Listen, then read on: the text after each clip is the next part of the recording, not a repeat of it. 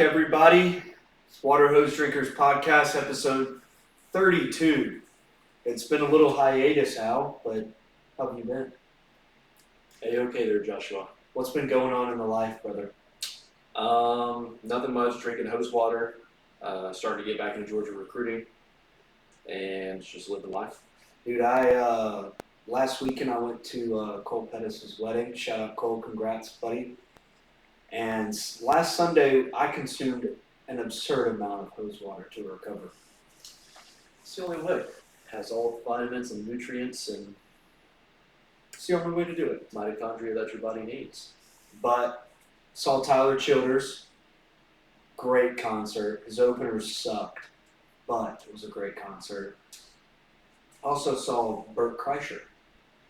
Oh yes, you told me about this. That was a great time. Had a great time there. But to start, as always, what's song of the week? My song of the day, song of the week, song of the month. Irish Goodbye by Treaty Oak Revival. Interesting. My song of the week goes to Waylon Jennings, Them Old Songs. I'm surprised that you found a new Waylon Jennings song that you've never heard before. I know, I kind of shocked myself too. But no, I've had a lot of good music. Been getting in on a little Riley Green lately too. I'll give Rocket some making a love. comeback. I never heard the song Worst Way, which is the number one on Spotify. So that made the playlist. Good song. And Jesus Saves by him is a damn good song as well. But Cole Goodwin came out with a new song for Father's Day. Good program. Yeah, What Dad Did is the name of the song.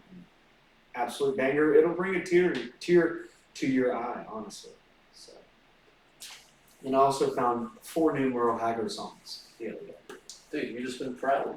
I've been scrolling through the music, finding new music lately. It's been one of the last couple weeks, just wanting new music. So, yeah. I'm still My soapbox. stuck in a. I'm not learning new music currently. Dude, I've just been listening. Well, I went through a learning new music phase about 3 months ago, and so now I've just been listening to. you got Spotify? Everything. Yeah. Dude, come on. I'm sending you my playlist right now. I add songs very progressively. Playlist is titled Good Strokes. You can see the profile picture is very funny. I don't. Oh, think I you- see now. Yeah, but yeah, I've got 122 hours and 3 minutes of music on this playlist. You just put everything in one playlist that you like. One playlist. You don't have multiple playlists. Nope. That's kind of crazy. I don't like multiple playlists. I want to flip it on one playlist, and all the music that I like is on there. I don't know about that, man, because I got different moods that I'm feeling. Oh, that's you. Yeah, that is me. But no, I like one playlist. So like, if you're sitting in the car with me, we could listen to some George Jones, Waylon Jennings, and then Grateful Dead's gonna come on. Like, there's really, it's either a lot of old country, it's just really country music and classic rock, and Grateful Dead. I don't know if you consider that classic rock. It's more of like a jam band. Yeah. And then Widespread Panic. So I have 4 playlists. One is all country music. One is all, I say rock and roll, but there's some Elton John such in there. So I really like my 60s through 90s playlist.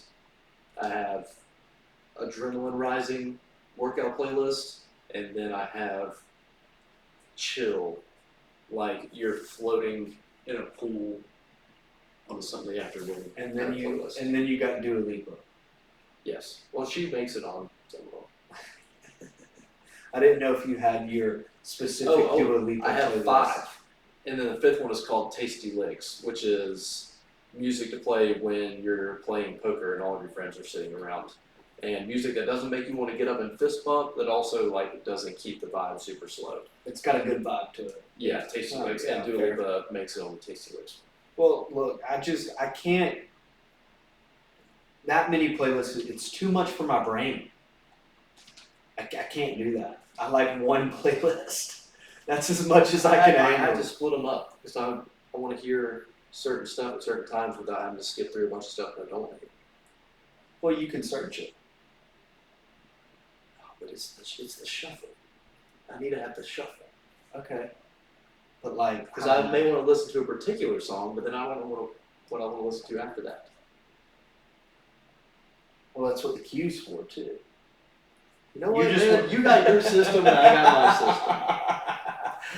But yeah, look, just scroll through Good Strokes, and you'll find a stroke that you like. Just scroll through the playlist. Not saying you got to listen to it. I mean, lately it's look. I mean, you can see what I've got. I mean, it's a little bit of every damn good Reba song. Reba. That is a My lot queen. of Taylor Swift. Yeah, a lot of Taylor Swift. It's just country, and then you'll just get like, I don't know. But I tell you, one guy I've been listening to a lot lately. We've said it before. I'll say it again. Zach Top. Give me some of that too. That guy he doesn't miss, honestly. He really doesn't. But enough of music. No call-ins today. No Collins today. Just us two. But I do. Braves are 43-32, and they just won the series against the Yankees. Made Carlos Rodon cry. I don't know if you saw that. Cried in the dugout. So he's a P word. Yeah, you know. Do you know what we forgot? What? Spotify. Oh, well, it seems to be the We're not going case back today. now. Yeah. But it's okay. Yeah, Braves. So Marcell Ozuna's still on an absolute tear. I think Otani's still leading the league in home runs, but Ozuna and Bryce Harper are tied, and I think Ozuna is got to be in MVP conversation right now. Who had on their bingo card for 2024 that Ozuna would be the Not best hitter in the Braves Not I me, know. dude, and because MVP contention? the beginning of the water, I have to find it. yeah, but what I was saying is the beginning of last year, I wasn't happy with Ozuna. Like, he was playing terrible, and a lot of Braves fans wanted him out of Atlanta. But now the turns have tabled. Dude, those turns, they got to table him. Bat over 300. He's got probably, 17 or 18 home runs right now? Let's look at his stat. Oh, no, dude. He's in the 20s. He's in the 20s? Yeah. Okay. I'm pretty sure he's top half in the league. Like, not top half. Like, top 5 in the league in, 3 or 4 different categories. I bet his OPS has got to be crazy. Let me find the Braves roster here. And his slugging. Okay. He's an absolute liability on defense, too. Yes, he is. Good thing is that DH is implemented. He was born for the DH role. 280 at-bats, 314 average, 21 home runs, 64 RBIs, .986 OPS. Question. How many stolen bases do you think he has in his career? In his career, Keep in mind, he's got 0 this year. It's not a lot. I'm thinking It's 12. 28. Over how many years? Since 2013. Buddy was born to get up there and just hit missiles. Yeah, dude. Yeah, so I'm about to look up. That man has a God-given talent for hitting moonshots, and then no other facet of baseball is in his wheelhouse. So right now in OPS, Ozuna is 4th, behind Aaron Judge, Otani, and Juan Soto. I'm gonna get off of OPS here. Batting average, Ozuna is 4th, behind Otani, Jurickson Profar, and Luis Arias. And home runs in the whole MLB, he's in 4th. In the NL, he's in 2nd. Aaron Judge leads the league with 28. Gunnar Henderson of the Orioles with 24. Otani with 23, and Ozuna with 21. RBIs, he's in third, first in the NL. Judge has 70, Jose Ramirez has 67, Ozuna has 64. So We're not quite halfway through the season. 42 and 32 puts us at 74 games. So he could potentially, he'll hit a slump eventually. That's just how baseball goes. But he could double all of those home run RBI numbers. oh, what if he doesn't? I mean, what if he just doesn't hit a slump? Is what I mean, and he just keeps on rolling throughout the entirety of the season. I mean, Ozuna is in the conversation right now. If he keeps it up throughout the entirety of the season and some other players hit slumps, he could win the Triple Crown. It's still possible right now. I mean, it's going to be insanely difficult. So batting average, home runs, and RBIs? Well, I think he technically could lead an OPS too. If you drop like one category, that's still a Triple Crown. But yeah, usually it's home runs, RBIs, and batting average. That would be unreal. I don't think anybody saw this coming. No, not with Ozuna at all. Everybody would be like, Ronnie with probably hits, stolen bases, and average. I mean, because Judge might hit 60 home runs this year. He's insane. Yankees are good again, man. Sorry, Braves won 2 out of 3. They won the series against the Yankees. Yes, they did. We keep on the baseball track. College World Series is tied 1-1. We've got Tennessee and Texas A&M. I'm pulling up scores right now. Tennessee won today, June 23rd, Sunday, 4-1 against Texas A&M, and yesterday A&M won 9-5. But at one point, A&M after the third was up 7-2. So, yeah, Tennessee had 3 errors yesterday. Game 3 is tomorrow. Tomorrow, Monday night. Monday night we have Why two. would they not schedule it to where it's a Friday, Saturday, Sunday series? Don't know. Great question. Should have. Same reason why college football national championships won on Monday night. Exactly. Not Saturday. Yeah. So yeah, Monday night we have Game 3, the final game of the College World Series, and Game 7 of the Stanley Cup. So 7 p.m. Central Time, Eastern Standard Time is Texas A&M versus Tennessee, and then 8 p.m. is Game 7 Panthers-Oilers of the Stanley Cup. Oilers are looking to make a comeback from down 3-0. I'm probably, I know this is going to be controversial. I'm a bit more excited for Stanley Cup Finals Game 7. Me Just too. because of what Me the too. series was and what it was looking like. I was looking at the Panthers and the Celtics thinking, they're about to blow these guys out and Yeah. just sweep both of them. We're going to have a crappy finals of 2 major sports. Yeah. Celtics did win the finals. I didn't watch a second of the NBA Finals this year. Not a single second. I watched a little bit of it. But I am not a huge hockey fan. But when the Stanley Cup comes on, or not, well, of course when the Stanley Cup comes on, but when the NHL playoffs come on, I tune in. I am a newfound hockey fan. This has been in the last 2 years. So. Yeah. I didn't really care all that much about it, but one of my friends kept coming over and kept putting playoff hockey on TV, and it was like a dad watching a movie. At first, it kind of starts in the back of the room, moves a little bit closer, Yeah. sitting on the couch, got his arms crossed. Then finally, I was sitting down and watching it. Damn, this is pretty good. Yeah. So It's a enjoy it. crazy sport. My fandom is a bit up in the air right now. So if any professional hockey teams wants to sign me, Yes. if I had to give a leader, it'd be the Carolina Hurricanes right now. But the Nashville Predators are definitely still in play. The Preds are my leader in the clubhouse right now. Tampa Bay Lightning is still in play. Yes, our good friend Cole is a massive Lightning fan. So, he can't stand the Panthers, with the Panthers being from Miami. I don't like the Panthers. My sister-in-law is from Miami. So, she's a big sports fan in general. So like she's really rooting for the Panthers here. I'm on the Oilers. According to my good friend John Ewing, aka Mr. Better Edge, good follow on Twitter, very popular sports handicapper. He says best outcome for the sports books are Panthers win.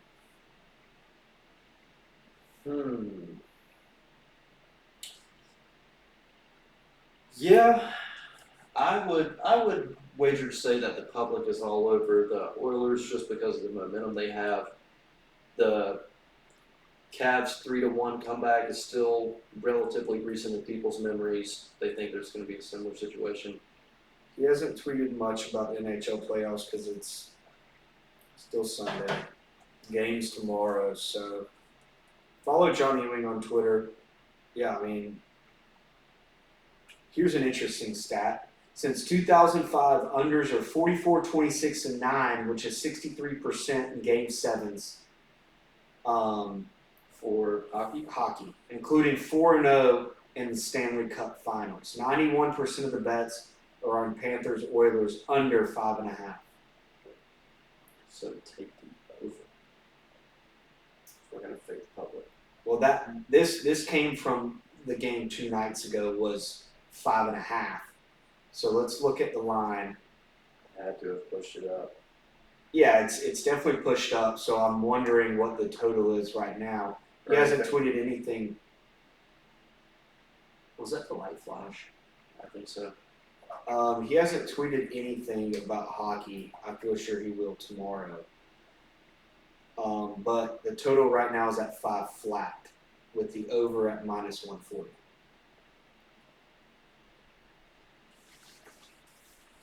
Vegas wants the over, and they want the Panthers. Maybe the numbers like the public's taking the over. Maybe Vegas wants the under. I thought you said 91% of the bets were on the under. That was last game. Oh. So, to follow this question, since the game is still tomorrow, at John Ewing on Twitter. Give him a follow. If you're a hypothetical man, or if you're in a legally gambling state, if you're a gambling man. But for us, it's all hypotheticals. It's all hypothetical. It's purely academic. Yes.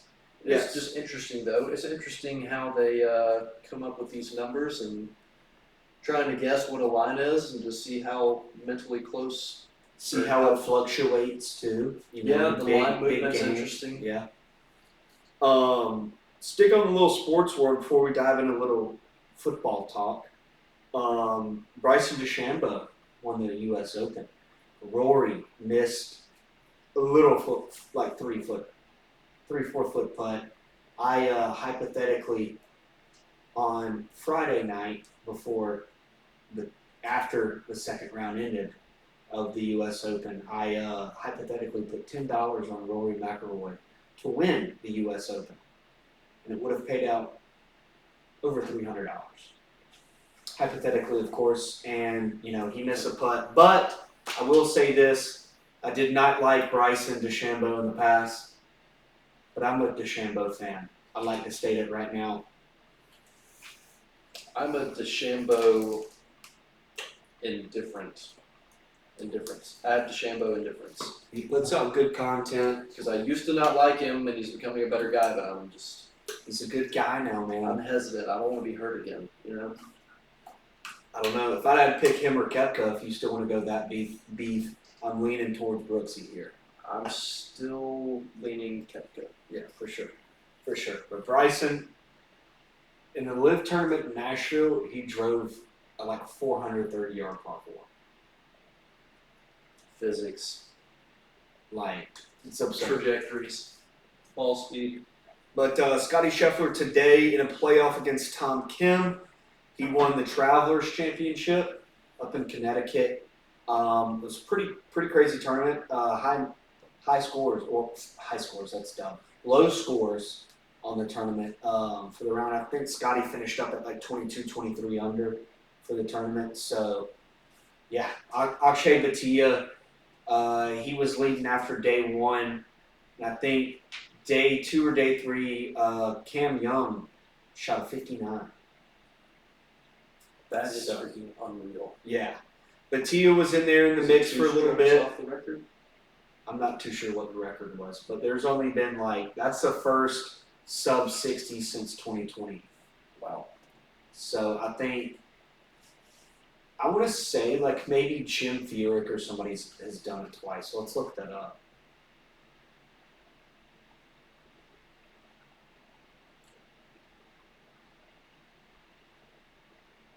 Would you have to go 13 under for par 72?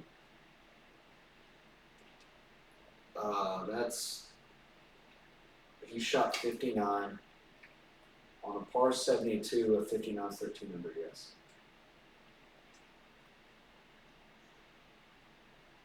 So yeah, I mean, there's been a lot of sub 60s in tournaments.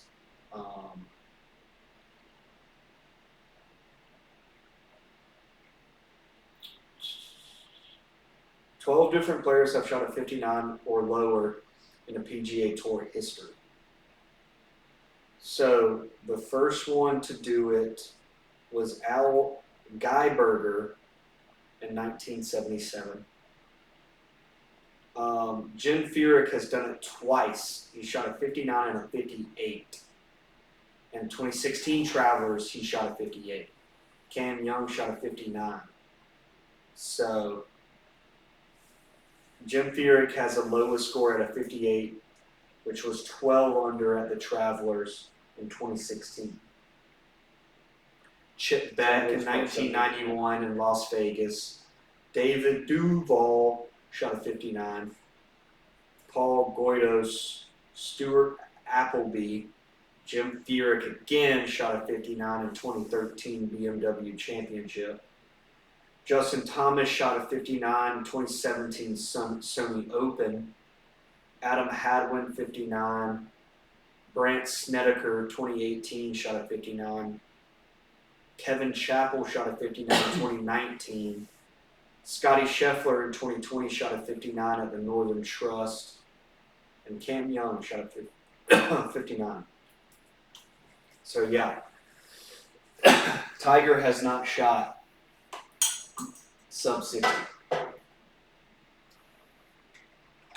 I'm sure he has, just not in an official event. An official PGA tournament. Yeah. Yeah, I feel sure Tiger has an absurd 55 out there.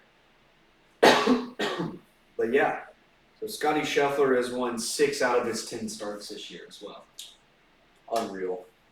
So I know you got a little bit about Georgia football. First, a little bit on Georgia Southern. Planning a lot of stuff. Hopefully, interviews for you Georgia Southern fans out there. That'll be. We were talking about it. We're going to try to record a lot of them in July. We don't know when they're going to come out, but we're definitely going to do that. And yeah, so I've been hearing a lot of good things about Justin Rhodes getting a lot of eyes early on in the NFL. So he's still got a year left, obviously, but big defensive lineman, good pass rusher. And, probably not an early round draft pick, but, he might get drafted if he stays healthy and has a good year this year. So, interior D lineman or more of a D end? D end, for sure. And I did see, a couple articles that some, people were doing about just pre-rankings and stuff like that. I'm not really worried about the rankings, but I just saw an article came out that, obviously Georgia Southern's defense is a big question mark going in to this season about the production and the ability to create turnovers and really get after the quarterback. So that's something that we've been lacking. And, but, I saw one was Georgia Southern's secondary is weak, looking to take a step down this year. And I was like, dude, this guy obviously has not done his research, because I think there is about 8 or 9 guys that are going to get significant snaps that are returning this year. How good does Georgia Southern's defense have to be this year to make a run in the Sun Belt? I think Sun Belt title. Okay. last year, I think a problem was that we created a good bit of turnovers in the secondary. Of course, losing Shamar Bartholomew hurts. Shamar was a good player, but also last year the problem was we were giving the ball away too much. So we gave the ball away more than we created turnovers, which sucks. And so we need to cut that out. That was a big problem last year. We created a good bit of turnovers last year, but people don't know about Chance Gamble, transfer from Kennesaw State, white boy at corner, stud dude. Been here probably the fastest player on the football team. That's interesting. He's definitely up there. He's a good player. He can create turnovers, man. You obviously got TJ Smith returning. TJ had a couple picks last year. I think 2 or 3 last year. But to answer your question, you've got to get sacks. And, I think creating sacks is also going to create turnovers, put pressure on the quarterback, make a bad throw. Definitely. I think that I don't think you have to have the best defense because I think the offense will be there. I don't think we'll have the number 1 defense in the conference. But I think we got to have top 5 or 6 teams. You got to be in that top half. You can't be in the bottom half. Well, yeah, when you go up against Troy or JMU or App State, you have to be We play Troy this year too. So you got to be able to keep them under 24. 100%. 100%. We don't know how good Coastal's going to be. I think Coastal might take a step down. But I'm really talking about conference games here. Really, if you want to throw in Boise State too. Game 1's going to be a big freaking test, man. Boise State's good. They've got a great run game. Unbelievable and they just run got game. a transfer quarterback 5-star. from USC. USC. And they're running back, him and Ollie. I can't remember the running back from Boise State's name, but I want to say him and Ollie Gordon from Oklahoma State are the best running backs in the NCAA in the offseason. Quinshawn Jenkins. Okay, yes. Him too. Or you could also put ETN up there as well. In the top, he's definitely in the top 10. Yeah, I'd probably give him top 10, top 12 backs in the country. But I think this kid from Boise State is an easy top 3. I really do. I think he's that good. Isn't it crazy how we just you don't see 3, 4, 5 top high-level running backs in the country all at one time, all likely going in the top 20 picks in the first round. No, I don't believe drafting a running back in the first round in the NFL unless he's that. Well, good. it just used to happen where you had several running backs go in the first round. Running backs go to the top 10. Well, think about the play style. Yeah, it's definitely changed. But anyway, I'm seeing a trickle down in recruiting too. You don't see 5-star running backs like you used to. not like a Nick Chubb. Yeah, You like know, that. Todd Gurley. That 2016 or 2015. Maybe it With was Chubb, 2016. Stoney Yeah, Michelle, that recruiting class. You don't see Christian McCaffrey, Leonard Fournette. You don't see freaking loaded classes like that anymore for running backs. Well, dude, think about it. All in the same class. You had Leonard Fournette. Pretty sure he was the number 1. I think Stoney Michelle was 2. Then Chubb, McCaffrey, and I want to say Joe Mixon was up there too. Yes, he was. I think it's a trickle down effect. And I think McCaffrey was number 5 in that recruiting class. Quarterbacks and receivers being put on a pedestal Yeah. over the last decade to where kids want to play quarterback and receiver rather than they do running back growing up. I Yeah. think it's literally like a trickle down effect. No, for sure. 100%. Because, like, growing up, like, in youth football, you either want to be the quarterback or the running back. I mean,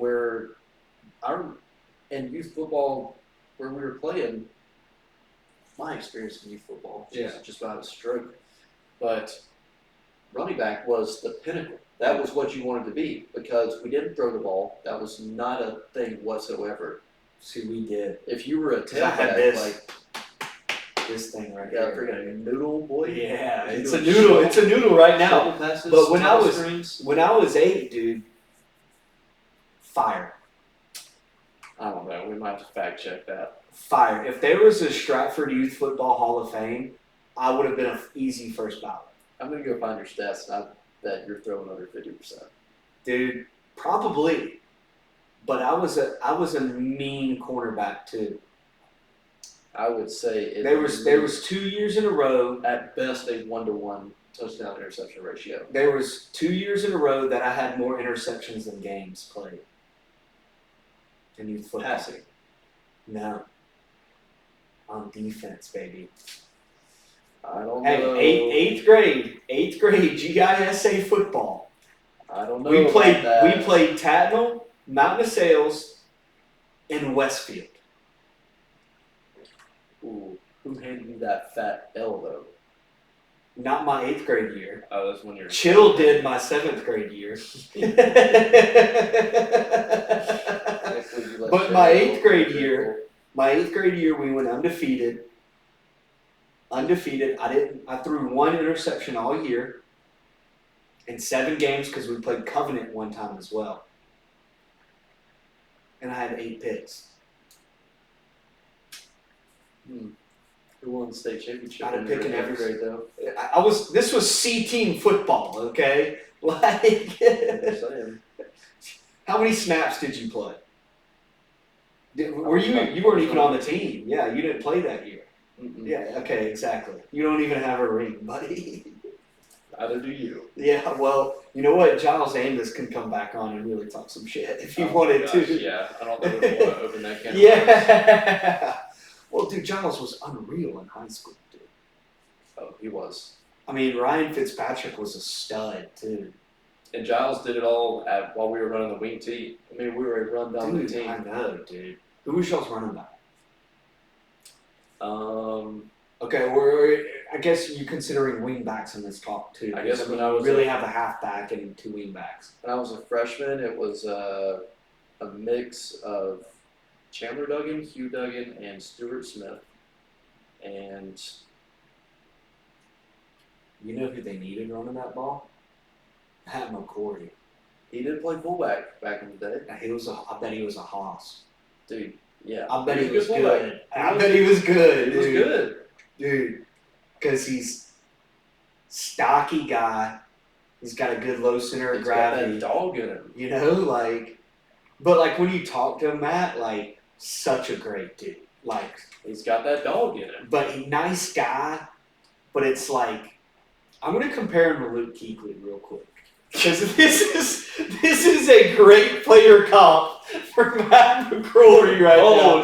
Okay, doesn't look like a mean football player, but when that helmet comes on, those chin straps buckle, something different happens to him, man. Matt McCory player comp, Luke Kuechly, because I bet Luke Kuechly was a mean fullback back in the day too. All right, Luke Kuechly. Matt McCory is compared to Luke Kuechly. God bless him. Okay, but you got any Georgia talk? I know you do. There's 2 big defensive line targets in the state of Georgia that have been committed to USC. One, they're both 5 stars. Isaiah Gibson is an edge rusher out of Warner Robins, and Justice Terry is a interior D lineman out of Manchester, Georgia. In the past week and a half, they have both decommitted from USC and are favored to go to Georgia. This would join other 5-star defensive lineman Elijah Griffin. We'd have 3 5-star D linemen. Isaiah Gibson, the guy from Warner Robins, is a bit more of a stand-up edge rusher. The other 2 guys are hands in the dirt. I heard Isaiah Gibson is a shoo-in to go to Georgia, according to my sources. It's likely. There is a bit of concern on the Justice Terry front that we already have Elijah Griffin because they both have very similar builds, similar play styles. But there's no sureties in this game. Georgia also picked up a 6'7" tight end. Dude, we're just going to keep stacking talent at tight end. As long as we have Todd Hartley leading up that room, it's going to be ridiculously good. Right now in college football, recruiting-wise and production at the tight end level the past couple of years, of course, Brock Bowers. But Georgia's obviously tight end of college football right now. currently. But of all time, Iowa. Because you got Kittle, Hawk, And I mean, Noah Fant, Sam Laporta. I'm still putting Iowa as tight end U currently. I'm just because thinking the just Brock recruiting Bowers. basis right now in recruiting, Georgia's tight end. Yeah, I mean, yeah, we're picking up lots of good recruits. It's also just tough because Brock Bowers only played tight ends like half the time he was on the field. Yeah. That dude's just, you just put him. Well, you also had on Darnell too. Yeah, I sure. mean, big zero. Big zero. But My best bud. I'll give you one of my favorite Georgia tight ends growing up, Arthur Lynch. Arthur Lynch. First name that came to mind was Leonard Pope. Ah, that's a good one. Orson Charles. Orson Charles was nice. He was really nice. He was good with that team with Jarvis Jones and that whole squad. Stafford. But I got a question for you. So obviously Carson Beck's a Heisman contender this year. But looking ahead to next year, you've got a lot of competition in that quarterback group. You obviously have Gunnar Stockton wearing the Georgia classic number 14, like we were talking about earlier. Mm-hmm. A lot of great Georgia quarterbacks have worn that number 14. Puglisi, I see, Kirby wanting to develop Puglisi, a little bit. Definitely another year because he's definitely going to pick up his red shirt this coming year, which is fine. Kirby likes to, sit his quarterbacks and let somebody progress through the system, which I think Kirby has, done a good job, especially with Stetson and Carson Beck now. And but you still got Jalen Rashad. That's my question. What is going to happen with him? Do you think that he potentially stays and competes with Gunnar Stockton, or do you think he's just going to Georgia to get out of the situation that he was in and, get a shit ton of money from Florida, sue the hell out of them? Love it, by the way. And just kind of use it as a learning experience, sit a year and transfer to get a starting role. A definite starting role. That has become a part of a strategy for quarterbacks these days. This might not be an actual strategy, but it kind of makes sense to me, like you said, to get out of a bad situation, go to a program with really good culture and really good stability for a year. Great coaching. That has great coaching and experienced quarterback to learn from behind. And then you got an experienced offensive coordinator as well. Yes. Everything is there for you to grow as a person and a player. Sit a year and then go find your way and get back on the horse. Mm-hmm. It could be great for him. I think that's a real possibility. And if he transfers out next year, I'm not going to be upset with him. I think it's because you still know Gunnar Stockton's going to be there. Well, it's more so we should feel pride in the fact that he saw the University of Georgia as a place where he felt comfortable to come and sit on the bench and learn and then, maybe get a ring of some kind and then leave. It says a lot about Georgia's staff. Yes, it definitely does. So here's the line of succession. Carson Beck is a redshirt senior. He is gone after this year.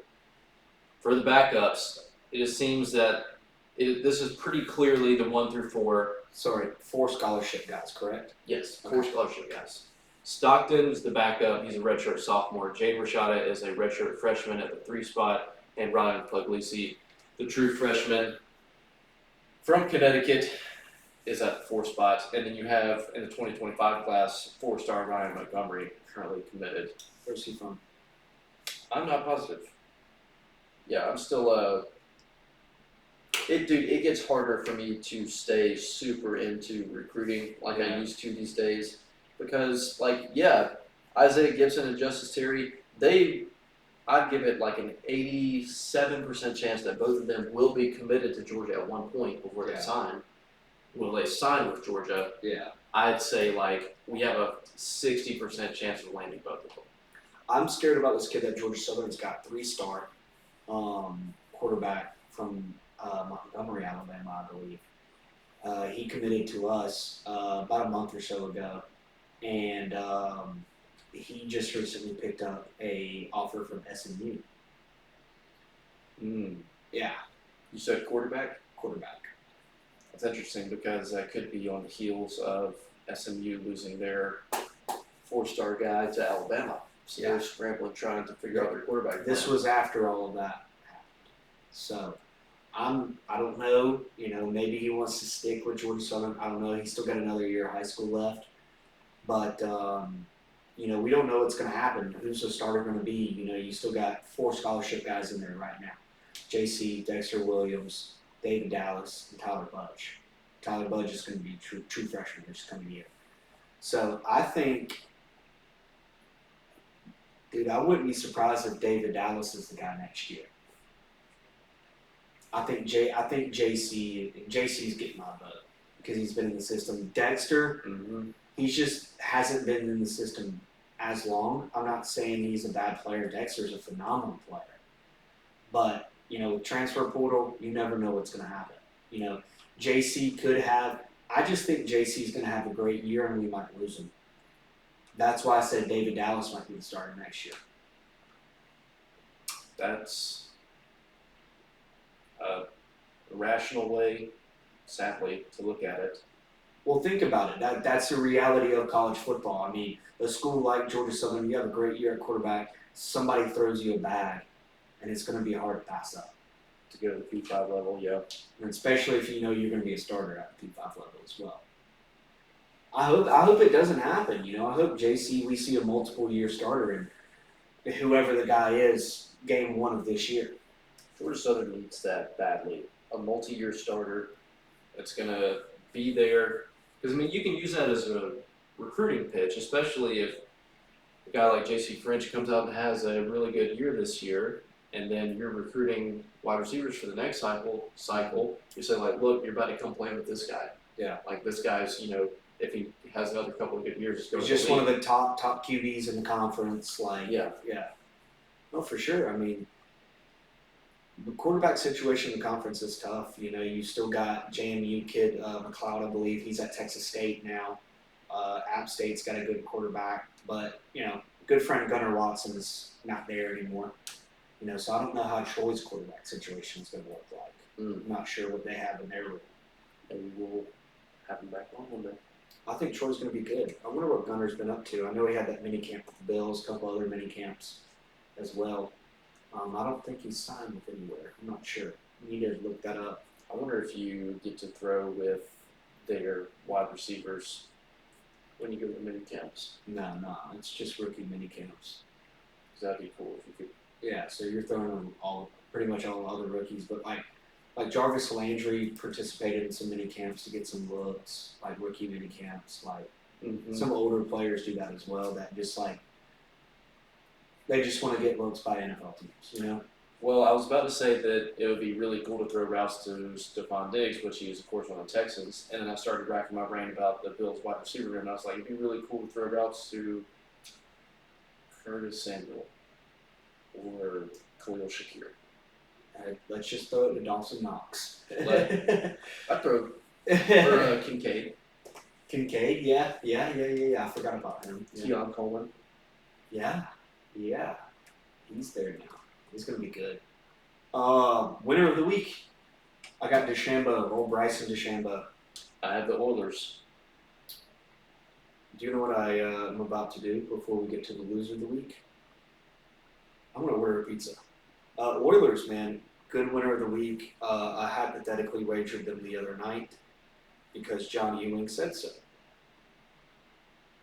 So, we're going to deliver. Let's not give away your address here. Thank you for that.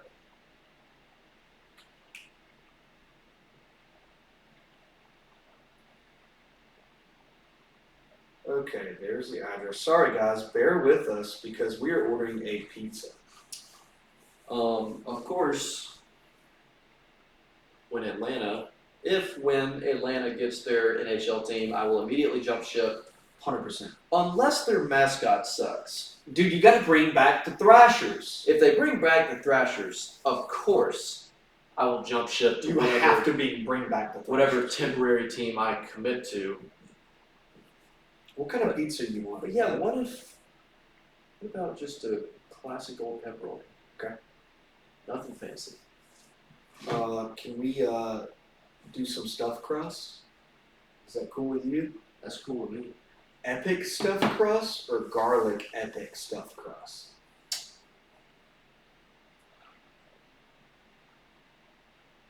Garlic, I guess. Yeah. Yeah, bud. You have your loser of the week? My loser of the week is the protesters on 18th hole of the Travelers today. Protesting climate change. And one of them got absolutely formed tackled by a cop. Great tackle to that guy. So he is also my winner of the week because he had a good form tackle. Hell yeah. My loser of the week is people who don't like tomatoes. No further context given. Okay. Can I add something to that? And what? Because I don't like eating a straight up tomato. Just like you cut it, eat it. I don't like that. I like it mixed with other stuff. Like Mexican food or, like if it's in a pasta or like a little salad, I like it. Yeah, I'm not saying that I grab tomatoes off the vine and eat them like an apple. I pop like a little cherry tomato or something like that. Yeah. But I don't know. If you like won't eat pico de gallo or if you pick the tomato chunks out of your spaghetti sauce, it's like, please grow up. Eat a tomato on a sandwich, on a burger. I don't like it on a sandwich or a burger. Is that bad? It's not ideal.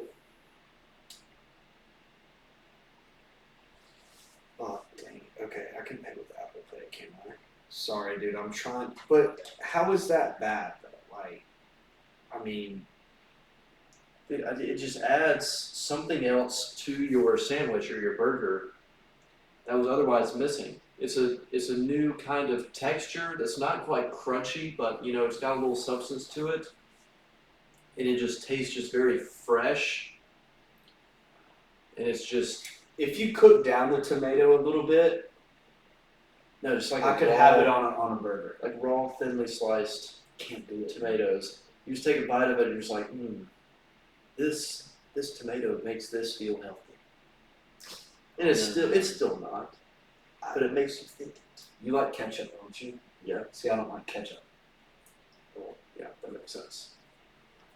But I'm trying on the tomatoes, man. I'm trying. I really am. Because I got some fresh tomatoes the other day. Put one on a sandwich. I didn't like it. But it wasn't bad. It wasn't bad. Hey, we're getting there. We're working. Like, it was, okay. I guess I'd say I shouldn't say I didn't like it. It was ant. It was ant. How thick Wasn't of a bad. slice did you put on there? I put a normal slice on there. It wasn't like super thin, but it wasn't a thick slice. No. Yeah. It was a healthy slice. Yeah. It wasn't a thick slice, but it was a healthy slice, if that makes sense. Hopefully other people can understand that. So how do you feel about salsa? Yes. Oh yeah, big time. Big Tomato time. sauce. Yeah, I love it. Love it. Love it all. Like spaghetti, like little chunks of tomatoes. Love it. Love it. It's a straight up tomato. It's ant to me, and I don't like ketchup. Do you like But- green salsa? Yeah. I would love green salsa. Yeah. I'm gonna try to make some this week. In some cases, green salsa's better If it's really good. if it's really good. But just the red salsa from like a Mexican restaurant, dude, you get that. You get a little queso first, and then the salsa. Oh my god, dude, love that shit. Mexican food, love that shit. Like you put a tomato in a burrito, love that shit. You know, like in a salad, love it. Mixed in a salad, definitely.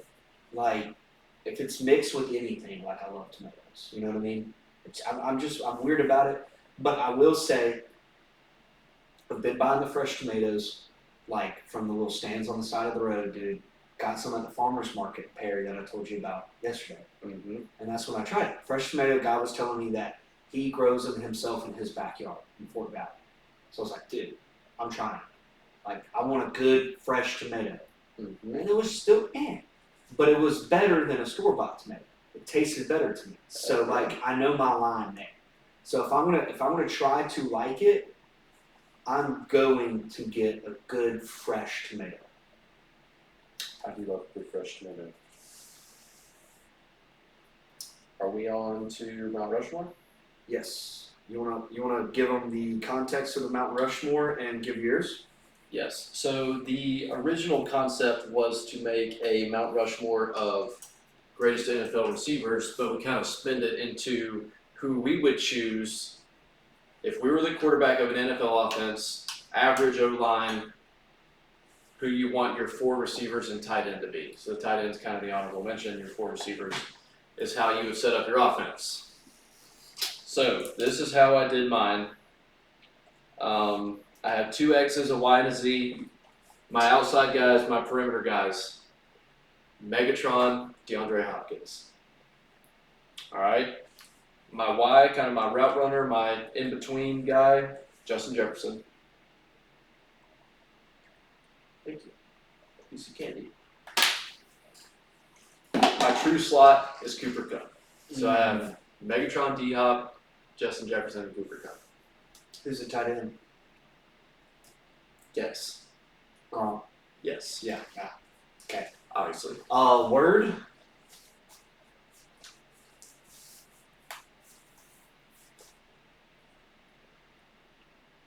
Hyphenated. Groundbreaking. I love that. Thank you. Okay, for mine, I'm running the prototypical kind of spread like Alex said. I've got 2 X's, a Y, and the Z, the slot. And a tight end, of course. So I'm the QB.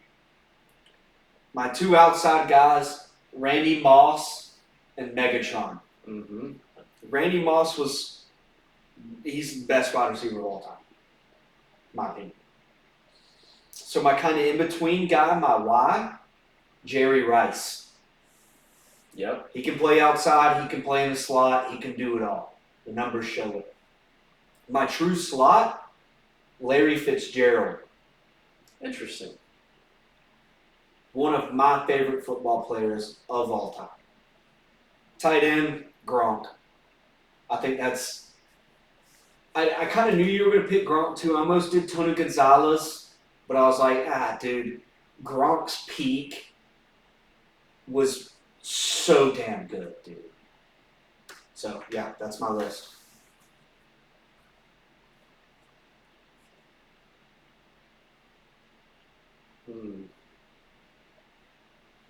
I had a couple of words come to mind, but I know that I've already used them for some of our different ones.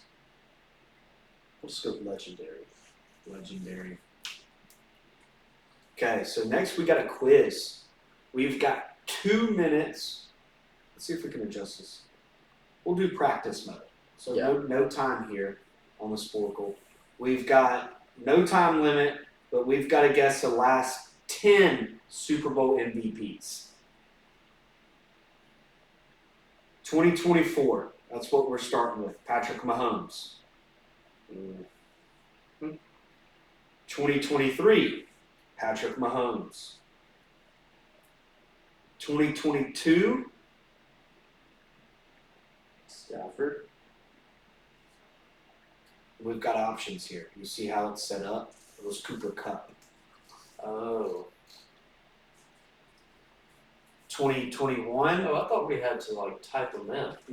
No, it's giving us the little clicks. 2021, that was Mahomes again. No. Was that Brady?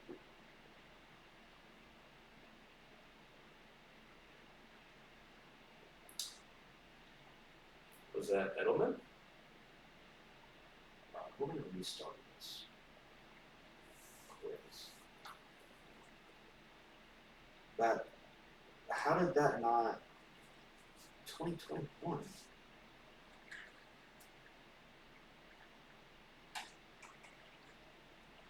Wait, 2021 should have been.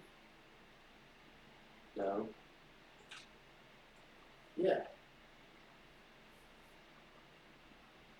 Is there a way you can change the layout of it? 2021 should have been. Is it going by the season or the year that Super Bowl was played in? Super Bowl was played in.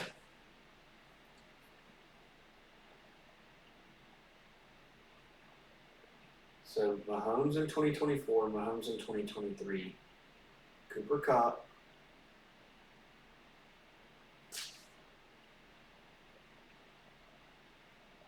Brady on the Bucs should have been the 2020-2021. Brady, it said Brady was in Meadow. Like, that doesn't make any sense.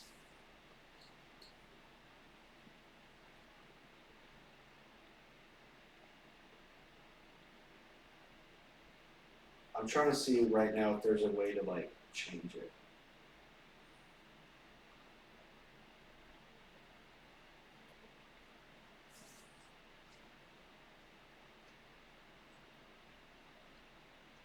And there's not. See, look at the options that we have here.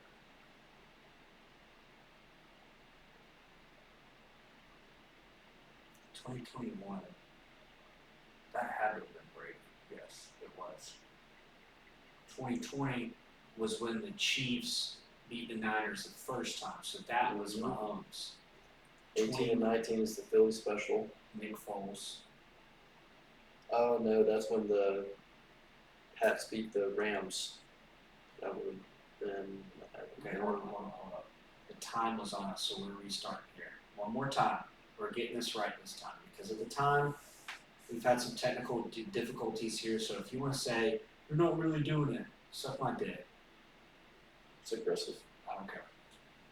Mahomes, 2024, 23 Mahomes, then Cooper Kupp, then Brady,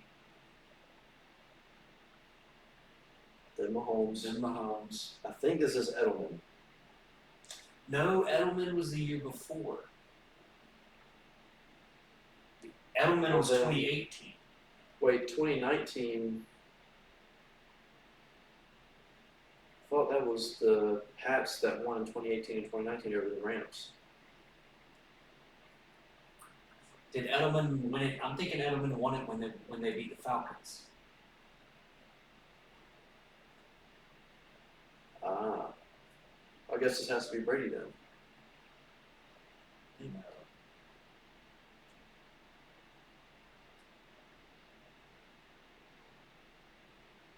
Dude, these answers are not right. These answers are not right at all. We're just going to look up what the hell this is.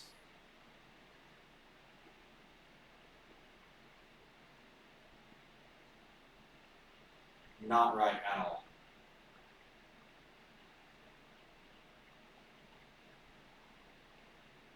That is how is that? Okay, it goes Mahomes, Cooper Kupp, Tom Brady, Mahomes. It should have been Edelman. That should have been wrong. Yeah, for the Super Bowl 53. Then Nick Foles and Tom Brady, then Von Miller and Tom Brady. That Sporkle sucks.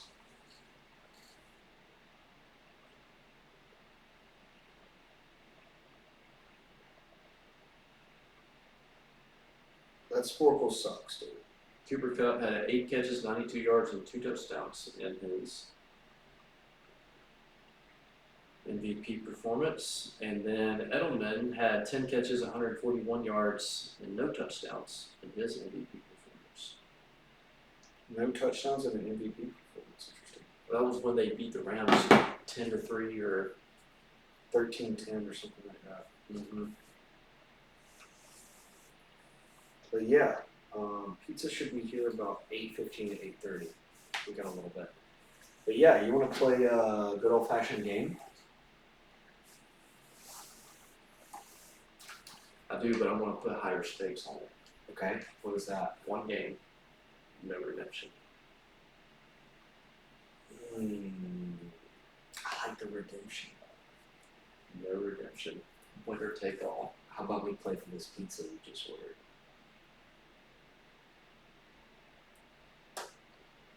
You really want to up the ante. All right. I'll let you know it's like $30, $35 with the delivery. So if I win, I pay nothing, and if you win, then we split it. Right? No. No. Yes, I'll play. No. I think we'll just split it regardless, and we can play one more game. Okay, but redemption. Come on. All right, I got a couple in the Fine, Bible. we'll do redemption. Your honors.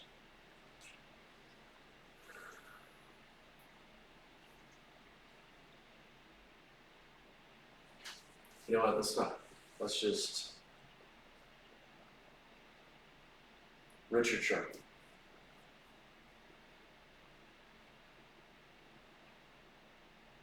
David Green. We were talking about that number 14 earlier.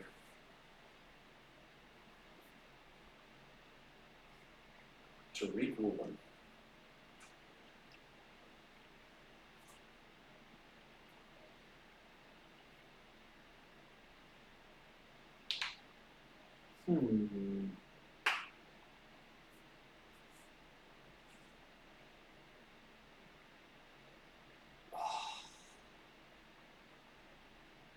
I don't know if he played for the Seahawks, but this is not my pick. I'm going to tell you I'm going to tell you my real pick, then I'll tell you who I'm thinking of. Okay. I'm going to go safe here and say Luke Wilson. Okay. But did Blair Walsh play for the Seahawks? I know he played for the Vikings. I think he did at one point. Okay. I will say Geno Smith. Okay. I want to go absurd West Virginia here. But I'm drawing blank.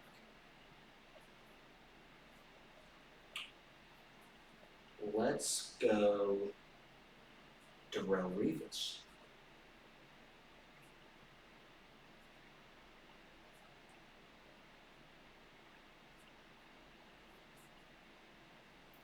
Ooh. I get this right. I'm contemplating where we went to college, but I think I have it narrowed down. Where Darrelle Revis went to college, or where the player you're about to say went to college? You don't know. You don't know what I'm thinking. Could be anything. You're thinking of anything. I can't wait to. Keaton Slavis. Okay. So he's current, obviously, at Pitt.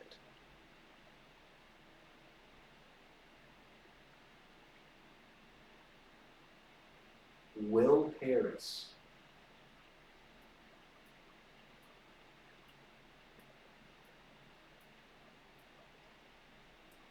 He's there.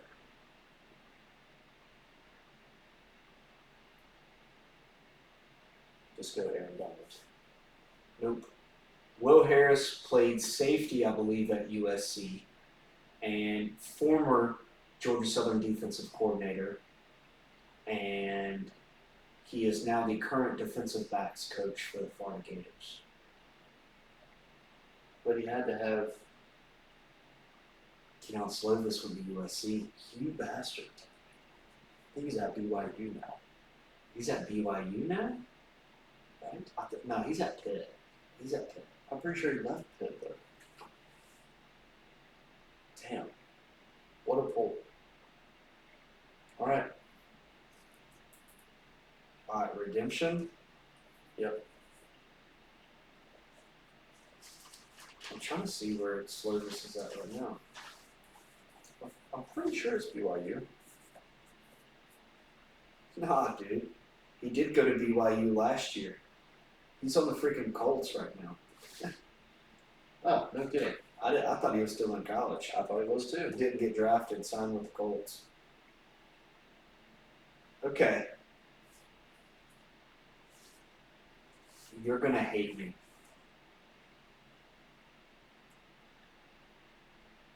Lash Seastrunk. Lash Seastrunk? Is this one of the names that you found while you were doing your late night researching? This is why I wanted to do Redemption. Lash Seastrunk. I don't know. The Cleveland Browns. No. Who is this person that He- you've likely just made up? Running back from Baylor, drafted in 2014 in the 6th round by the Redskins. Played for the Redskins, Panthers, Titans, Cowboys, Calgary Stampeders, Saskatchewan Roughriders, New York Jets, Syntax Cavalry, and the Winnipeg Blue Bombers. All right. I'll give you another redemption for fun. Ironhead Gallum. Oh, George Sun. Yeah.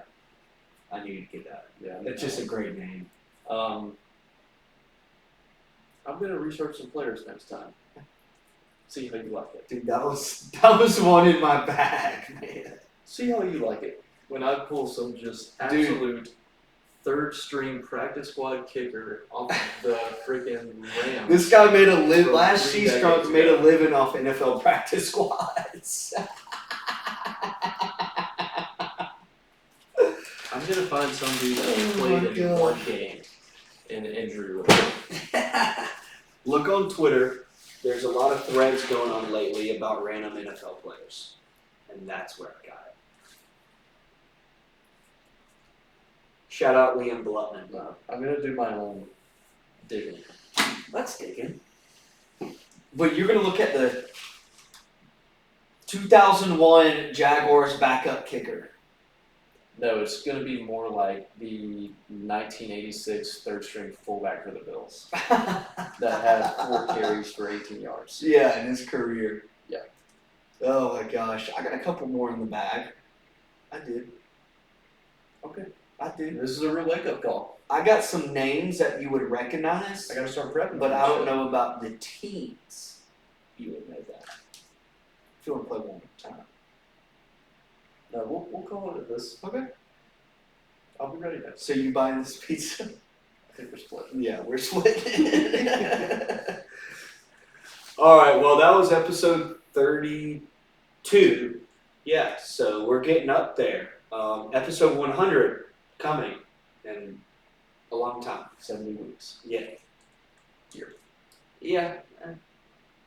Yeah. Yeah. Something like that. Remember Probably we next did year. double down. Well, it's just like we don't necessarily do it every week, but in the fall we do it every week, Yeah. or at least try to. Obviously, something comes up every now and then, but Mm-hmm. yeah.